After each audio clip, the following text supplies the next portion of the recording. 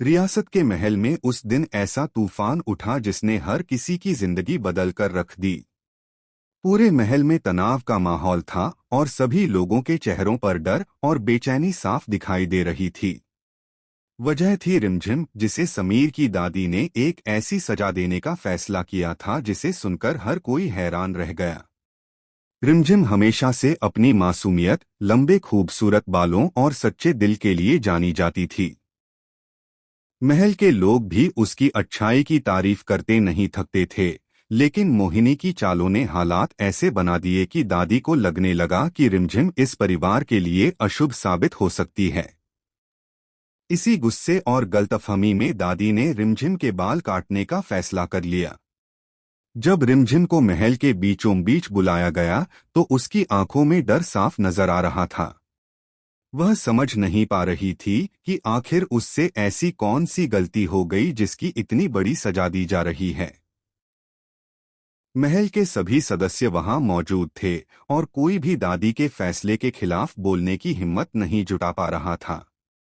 तभी समीर वहां पहुंचता है। जैसे ही उसकी नजर रिमझिम पर पड़ती है, उसका दिल जोर से धड़क उठता है।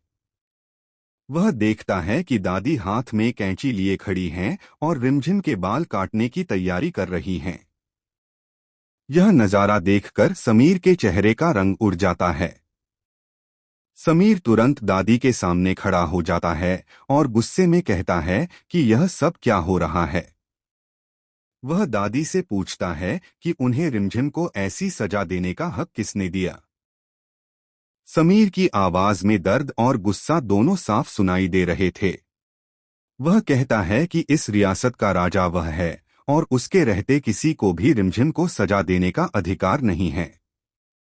लेकिन दादी उस समय बहुत गुस्से में थीं। उन्होंने समीर की एक नहीं सुनी और कहा कि रिमझिम की वजह से परिवार की इज्जत खतरे में पड़ रही है, इसलिए उसे यह सजा जरूर मिलेगी। रिमझिम उस वक्त बिल्कुल टूट चुकी थी।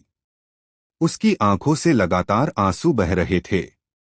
वह समीर की तरफ उम्मीद भरी नजरों से देख रही थी, जैसे उसे भरोसा था कि समीर उसे बचा लेगा।